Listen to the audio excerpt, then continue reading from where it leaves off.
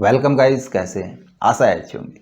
साथियों, Microsoft Excel में हम आपको प्रोजेक्ट बनाना बता रहे हैं और आज हम सीखेंगे एक एम्प्लॉय की या कहें हम टीचर टाइम टेबल बनाना।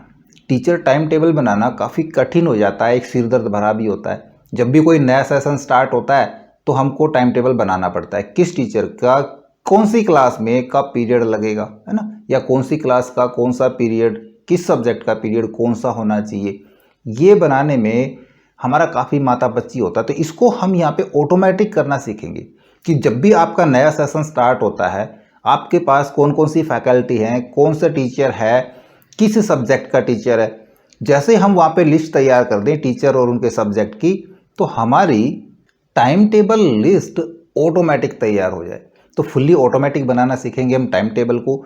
इसको आप सेव करके रख सकते हैं या अपने अकॉर्डिंग बना सकते हैं। तो इसको बनाने के लिए नहीं, इसको सीखने के लिए इस वीडियो में अंत तक बने रहिएगा। नमस्कार साथियों, मेरा नाम है मनोज कुमार और आप देख रहे हैं अपना यूट्यूब चैनल गुरुजी कंप्यूटर कोर्स। तो चलिए सीख लेते हैं। तो यहाँ पे देखो, मैंने एक कलरफुल सा फॉर्मेट तैयार किया है।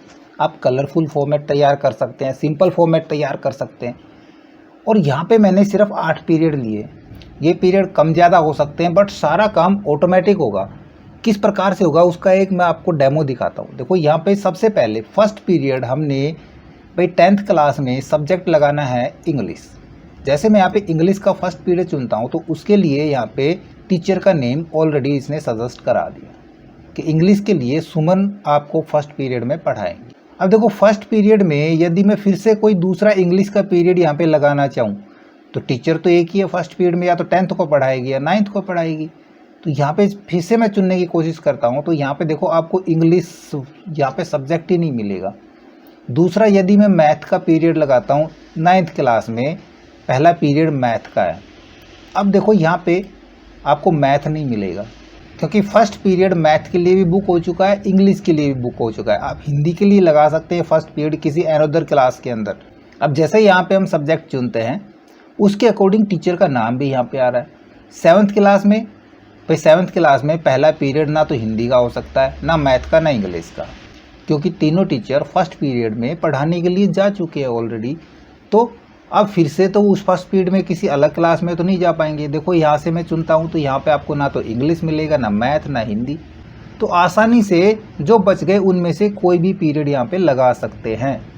इसी प्रकार सेकेंड पीरियड हम क्या लगाना चाह रहे हैं, भाई इसमें इंग्लिश का आ चुका तो इसमें हम दूसरा पीरियड, हो सकता है ये मैडम लगातार दूसरा पीरियड लेने की कोशिश करे तो इंग्लिश का लगा सकते हैं यहाँ पे दूसरा पीरियड, है ना। लेकिन यहाँ पे इंग्लिश का लगा दिया दूसरा पीरियड तो दूसरा पीरियड किसी और क्लास के अंदर नहीं जाएगा, फिर किसी और क्लास के लिए फिर वो वैकेंट जा सकता है, ठीक है, क्योंकि वो पीरियड फिर वैकेंट रहेगा। या स्पोर्ट्स का पीरियड है, स्पोर्ट्स का लगा सकते हैं।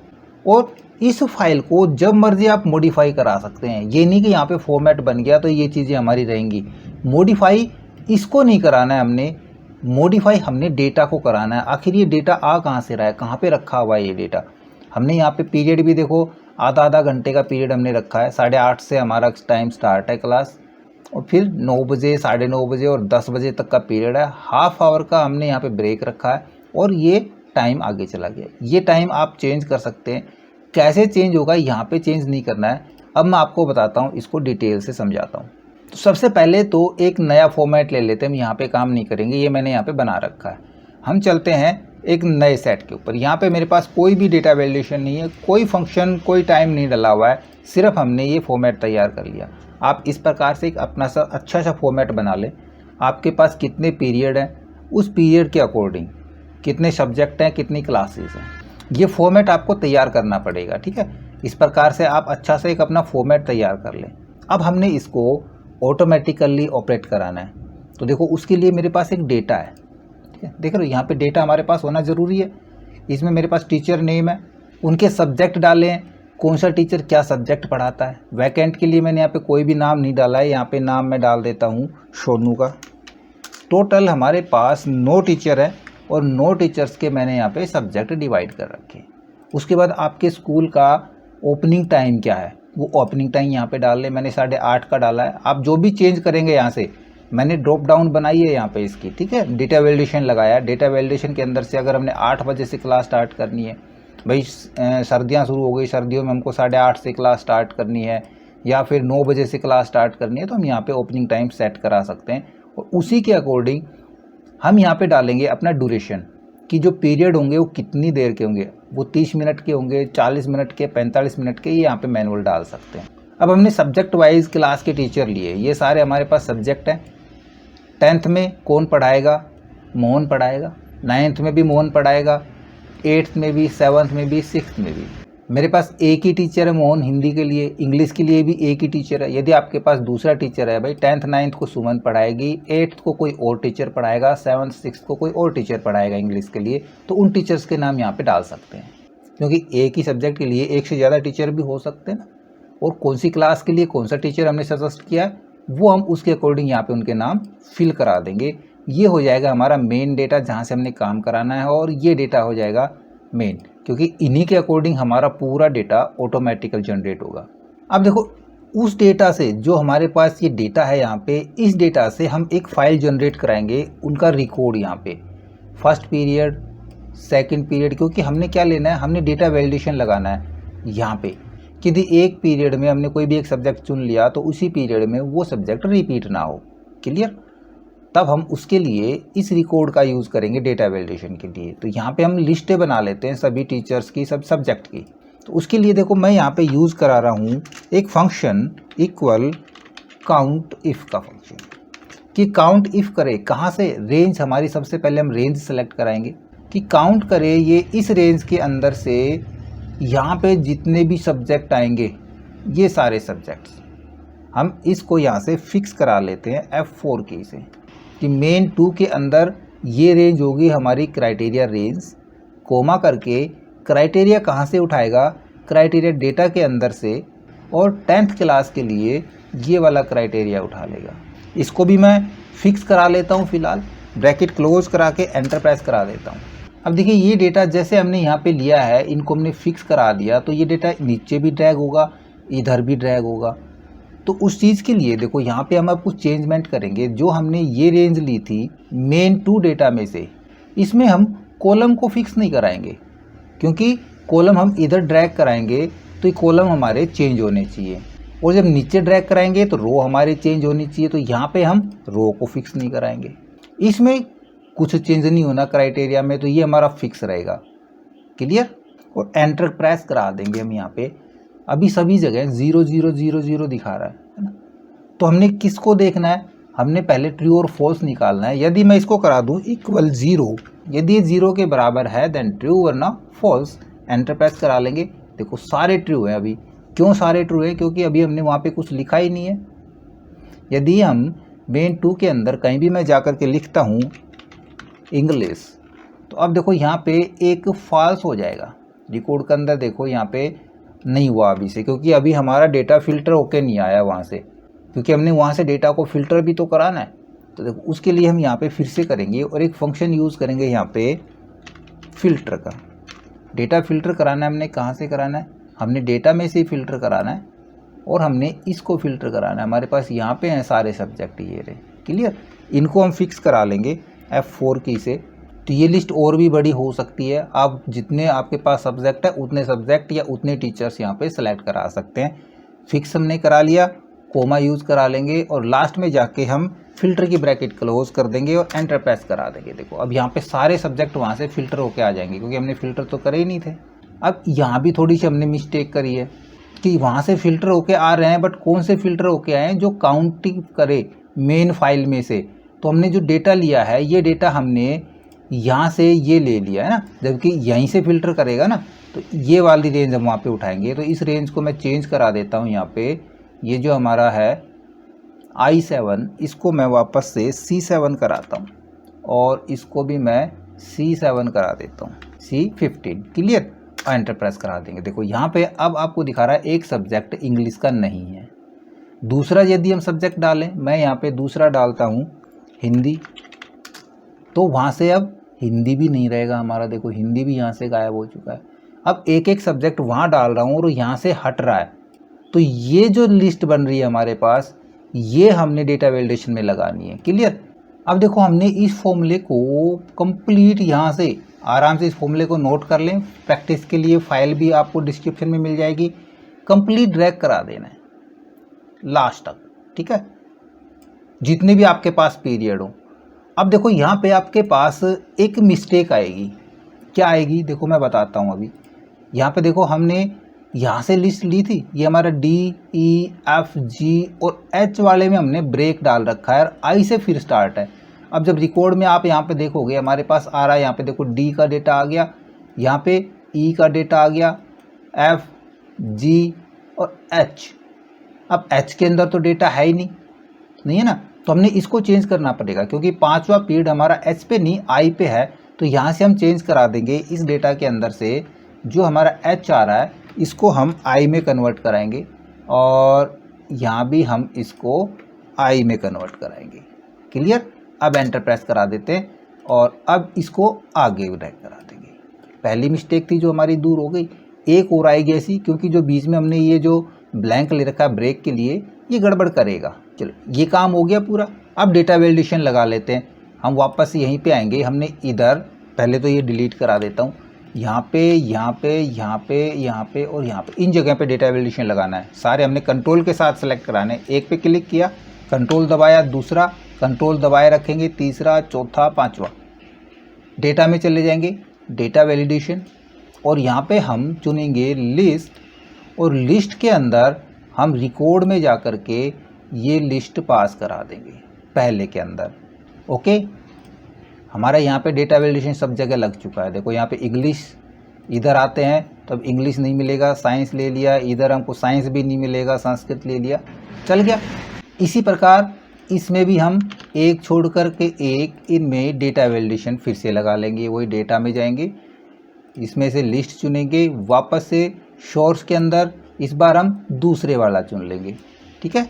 ओके, सिमिलरली तीसरे को सिलेक्ट करा देंगे और इसमें हम तीसरी रेंज उठा देंगे। तो इस प्रकार से हम बारी बारी से सारे यहाँ पे डेटा वैलिडेशन लगा देते हैं। तो मैं यहाँ पे सारे डेटा वैलिडेशन क्लियर करा लेता हूँ और आप भी ये क्लियर करा लें। डेटा वैलिडेशन हमारा सारा लग चुका है। इसके बाद हमने टाइमिंग भी लेनी है। तो टाइमिंग कैसे लेंगे? जो भी हमने टाइम ओपनिंग टाइम सेट किया है इक्वल डेटा में चले जाएंगे, ये हो गया हमारा ओपनिंग टाइम और एंटर। तो वहाँ जो भी ओपनिंग टाइम लेंगे हमारा स्टार्ट ओपनिंग टाइम आ गया। अब कितने कितने का हमने ब्रेक डालना है उसके लिए हम करेंगे इक्वल जो ओपनिंग टाइम है ये प्लस कितने का ब्रेक कराना है हमने, जहाँ पर हमने 30 मिनट 40 मिनट डाला है वो, पर वो डायरेक्ट नहीं डालना है, वो हम यहाँ पे यूज़ करेंगे एक टाइम फंक्शन का। टाइम के अंदर आवर नहीं डालना है, ज़ीरो यूज़ करेंगे, हमने मिनट डालनी है। कितनी मिनट डालनी है वो हमारे पास यहाँ पे डेटा के अंदर इधर है, ठीक है। इसको मैं साइड करता हूँ। देखो ये जितने भी आप मिनट यूज़ करेंगे वो फिक्स करा लेते हैं इसको F4 के साथ, कोमा। अब ये कह रहा है सेकंड्स भी हमने नहीं डालनी, जीरो ब्रैकेट क्लोज करके एंटर प्रेस करा देंगे। तो देखो यहाँ पे टाइम आ गया हमारा, जितनी मिनट थी उतने जुड़ के आ गया। इसको आगे ड्रैग कराएंगे। अब इधर ड्रैग नहीं करा सकते क्योंकि इधर फिर से वही प्रॉब्लम आ गई, हमारे पास ब्रेक का एक खाली आ गया ना, ये मर्ज किया हुआ है। तो इसको लास्ट वाले को मैं कराता हूँ कॉपी और यहाँ पे करा देता हूँ पेस्ट। तो ये टाइम देखो गलत टाइम दिखाएगा।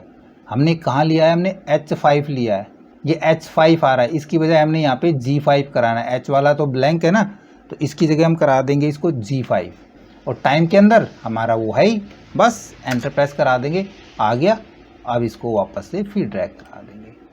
हमारा जो स्कूल छूटेगा 1 बजे छूटेगा।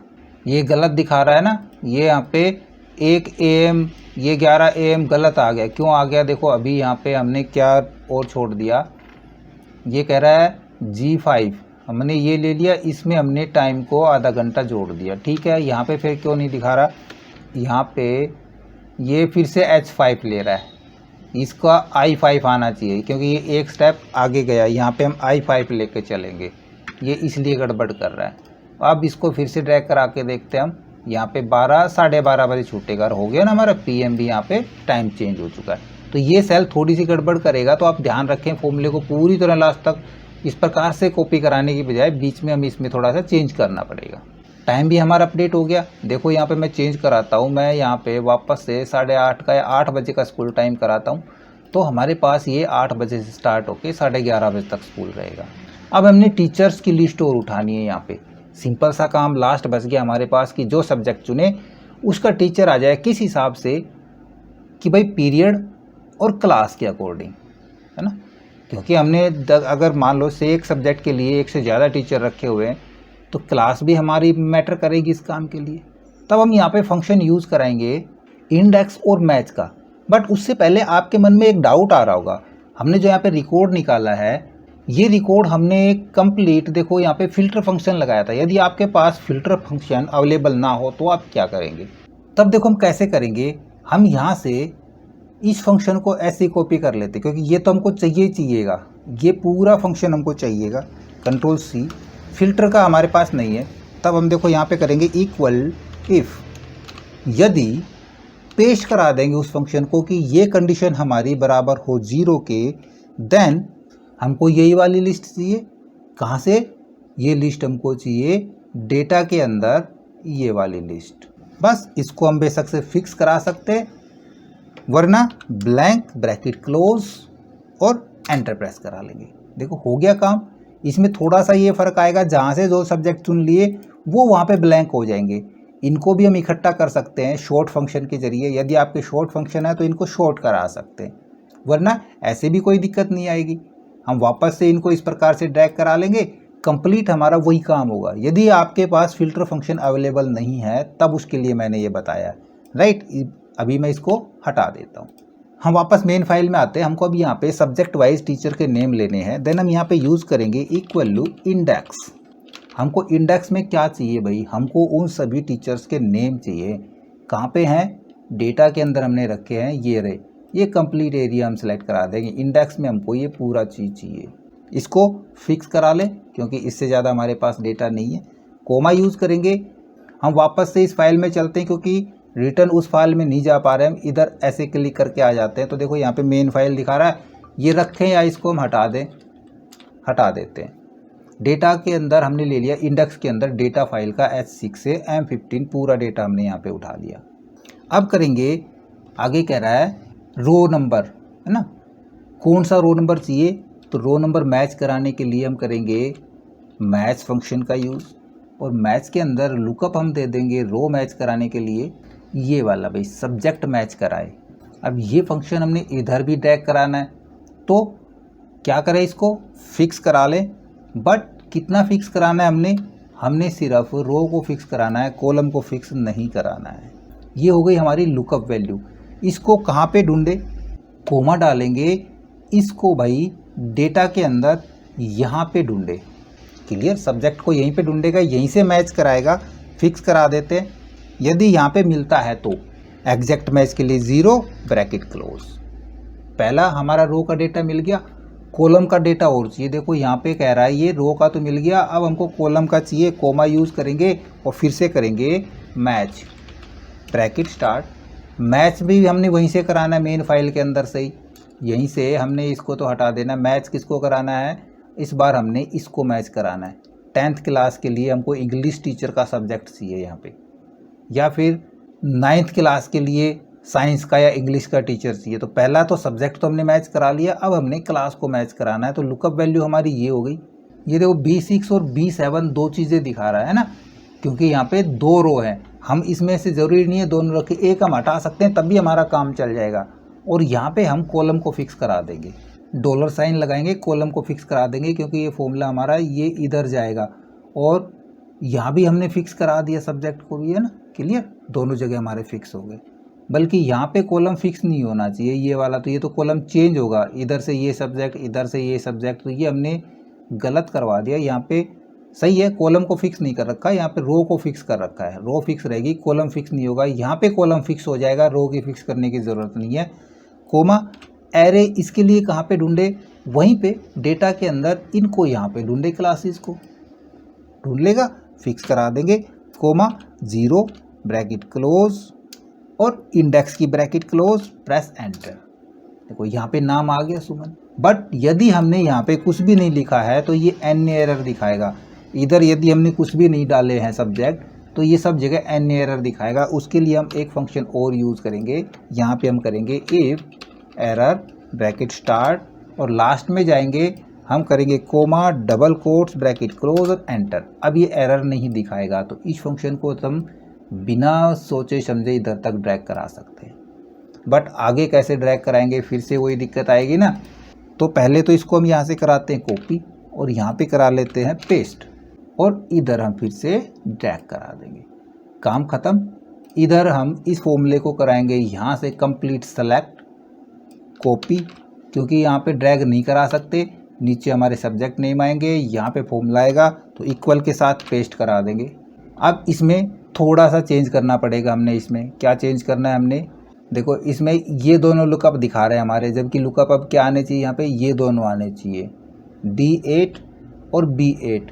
तो अब हम यहाँ पे कर देंगे, इसको तो कर देंगे D8 और इसको कर देंगे हम B8।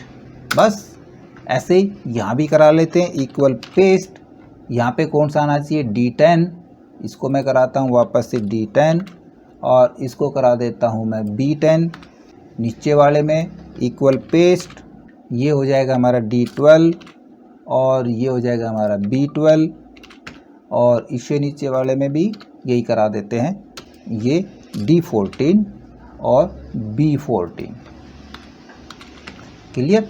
इनको हम वापस से उसी प्रकार से यूं ड्रैग करा देंगे, इधर से इसको, इधर से इसको, इधर से इसको, ये सारे हमने कॉपी करा देने। बस ये जैसे हम कॉपी कराएंगे हमारा काम ख़त्म हो जाएगा। Paste copy paste, copy paste और कॉपी पेस्ट और इनको भी हमने इधर ड्रैग करा दें। हो गया हमारा काम फिनिश। हमारा automatically teachers time table management बन के तैयार है। आप यहाँ पे कोई भी सब्जेक्ट चुन सकते हैं। मैं यहाँ पे चुनता हूँ हिंदी। फर्स्ट सब्जेक्ट मोहन पढ़ाएगा, दूसरा सब्जेक्ट मैथ, तीसरा सब्जेक्ट हमारा इंग्लिश, चौथा सब्जेक्ट हमारा संस्कृत, पांचवा सब्जेक्ट इनका वैकेंट चला गया। आगे चलते हैं, यहाँ से चुनते हैं हम साइंस, दूसरा सब्जेक्ट सोशल साइंस, तीसरा हिंदी, चौथा इंग्लिश। इस प्रकार से हम इनके सब्जेक्ट फिल करते चले जाएंगे। 8-9 पीरियड जितने भी लगाने हैं आपने पीरियड बना सकते हैं। सिर्फ आपने यहाँ पे डेटा में उतने ही पीरियड डाल देने, कितनी ड्यूरेशन है और फॉर्मेट के अंदर कितने पीरियड है। बाकी सारा हमारा वही मेथड, वही तरीका यूज होगा। यदि आपका सेम टाइम टेबल है तो आप इस फाइल को सेव करके भी रख सकते हैं। खाली आपने वहाँ पे अपने टीचर के नेम चेंज करने, सब्जेक्ट चेंज करने। ओके, आशा करूंगा वीडियो आपको जरूर अच्छा लगा होगा। इसी प्रकार अच्छे अच्छे वीडियो देखते रहने के लिए लगातार हमारे साथ बने रहे। हमारे वीडियोज़ को ज़्यादा से ज़्यादा हम दोस्तों में शेयर करें, में लाइक करें और यदि नए हैं हमारे चैनल पे तो हम सब्सक्राइब जरूर कर लें।